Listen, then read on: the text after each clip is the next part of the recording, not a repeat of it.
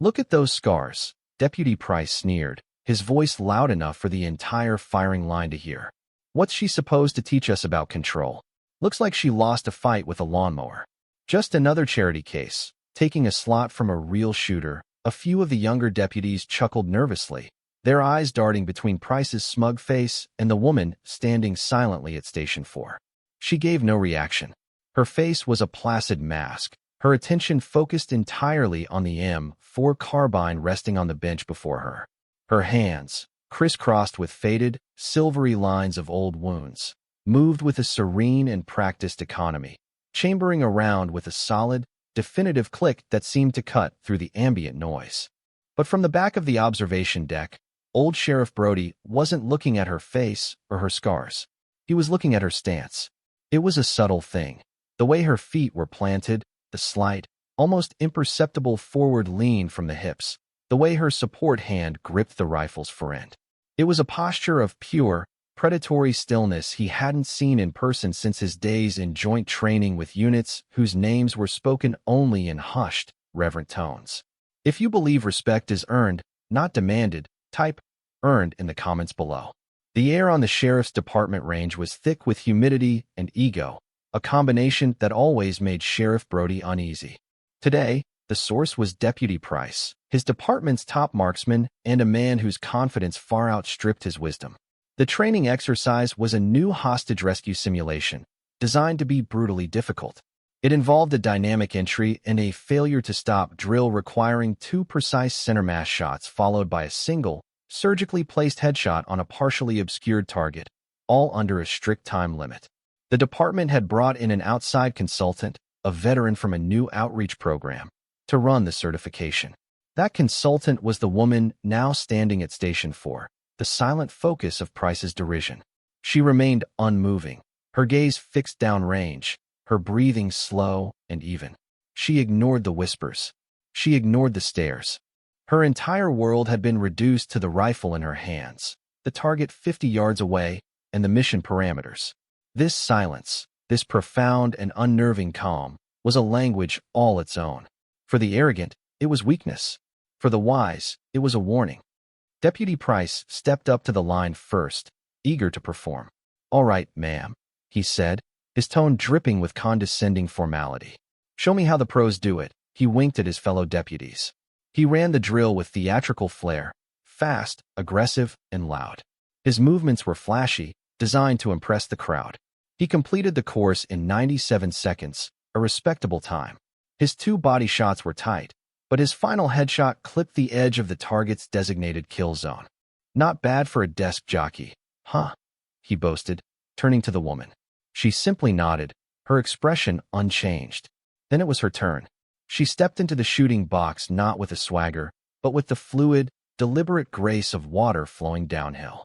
There was no wasted motion, no bravado, just pure, distilled purpose. She raised the rifle, and it seemed less like a tool she was holding and more like a natural extension of her own body. A lifetime of discipline was compressed into that single, silent motion. The range officer's timer beeped, and the world seemed to fall away into a deafening silence. What happened next took less than 3 seconds, but for those who witnessed it, time seemed to stretch and warp. There was no frantic rush, only an impossible, terrifying efficiency. Pop, pop, pop. The 3 shots were so close together they sounded like a single, stuttering report. The first 2 rounds punched a single, ragged hole directly into the center of the target's chest plate, a perfect double tap. The third, the difficult headshot, struck the small, designated circle dead center, a mark Price had declared nearly impossible to hit under pressure. She lowered the rifle, placed it on the bench, and engaged the safety. The entire sequence, from the beep of the timer to the final safety click, lasted 21 seconds. A wave of stunned silence washed over the range. The nervous laughter was gone, replaced by slack-jawed disbelief. Price stood frozen, his smug grin melting from his face. He stared at the target, then at the woman, then back at the target. "No, no way," he stammered, his voice barely a whisper. "That's not possible. Nobody shoots like that." The woman simply began unloading her weapon, her hands steady, her calm unbroken. Her actions were the only answer required. Sheriff Brody had seen enough. He descended from the observation deck, his heavy boots echoing on the concrete steps. The deputies parted for him like the Red Sea, their eyes wide. He walked past Price without a word and stopped beside the woman. He didn't speak to her. Instead, he walked over to the rangemaster's station and picked up the clipboard with her consultant paperwork. His eyes scanned the page, his expression hardening with every line he read. The deputies watched, holding their breath. Brody's gaze lingered on one section. Then he looked up, his eyes finding the woman who was now wiping down her rifle with a clean cloth. "Anya Sharma," he said, his voice quiet but carrying the weight of absolute authority across the now silent range. He looked at the assembled deputies, his gaze finally landing on the pale, shaken Deputy Price. "You see the scars on her arms, and you make assumptions. You see her silence, and you mistake it for weakness.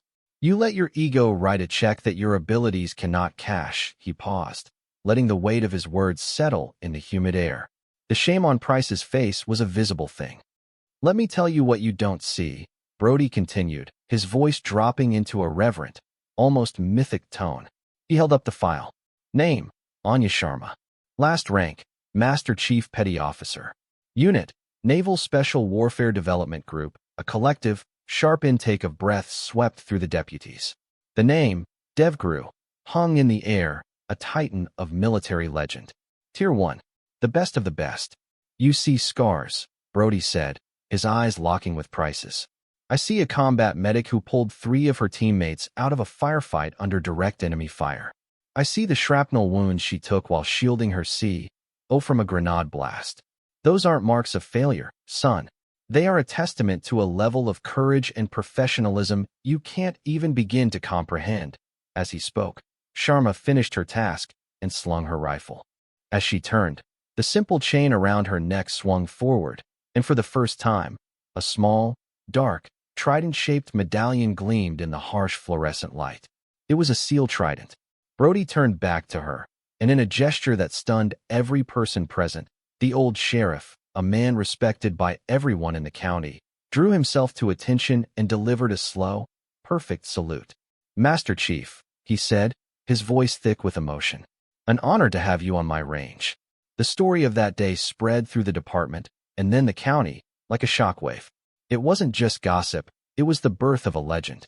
They called it the Master Chief's drill. Deputy Price, humbled to his core, was the first to approach her the next day. There was no sarcasm in his voice, only profound, gut-wrenching shame. "Master Chief," he began, unable to meet her eyes. "There's no excuse for my behavior. I was arrogant and I was wrong. I am sorry." Anya Sharma simply looked at him, her expression as calm as ever, and gave a slight, single nod of acknowledgement. That was all. But the next week, Price was the first to sign up for her advanced marksmanship course. He was the first to arrive and the last to leave. He was seen cleaning her rifle after drills, not because she asked, but because he felt it was a privilege. The framed target from her 21-second run, with its 3 perfect holes, was hung in the main briefing room. Beneath it, a small brass plaque was installed. It didn't say who shot it. It just said, "Competence is quiet. Let your actions be your voice." The change in the department was palpable. The incident became a touchstone, a powerful lesson in humility and the danger of assumptions. The quiet competence of Anya Sharma had done more to reshape the department's culture than any number of memos or mandatory training seminars. She never spoke of her past. She never wore her medals. She didn't have to. The quiet authority she carried was more powerful than any uniform or rank insignia. She treated every deputy, from the humbled Price to the greenest rookie, with the same quiet, professional respect. She taught them that precision was more important than speed, that control was more critical than aggression, and that the loudest person in the room was often the one with the least to say. Her presence was a constant reminder that the true measure of a professional was not in their boasts or their history, but in their unwavering discipline and the silent perfection of their craft. Years later, new recruits joining the sheriff's department would be shown the target hanging in the briefing room. Sheriff Brody, his hair now completely white, would tell them the story of the quiet woman with the scarred arms and the impossible shot. He would tell them about a young, arrogant deputy who learned the most important lesson of his career not from a textbook, but from a moment of profound and public humbling. The story became folklore, a foundational myth for the department that taught a simple, enduring truth, that you can't judge a person by their scars, for those scars are often a map of where they have been and the hell they have survived. Legacy isn't just about the records you set or the medals you win. It's about the standards you uphold and the lessons you impart through silent, undeniable action. It's the quiet echo of excellence that remains long after you've left the range. True strength is not loud. It is not arrogant. It is calm. It is precise. And it is proven, not proclaimed. The world is full of people who talk a good game, but it is the quiet professionals, the ones who let their competence speak for them, who truly change the world. They don't seek validation because their skill is its own reward. They don't demand respect because their actions command it. The story of Anya Sharma is a reminder that the most formidable people are often the ones you overlook, the ones who carry their history not on their sleeves, but in the quiet confidence of their abilities and the silent testament of their scars. For more stories where quiet competence triumphs over loud arrogance, and where a person's character defines their worth, subscribe to Unknown Heroine Stories.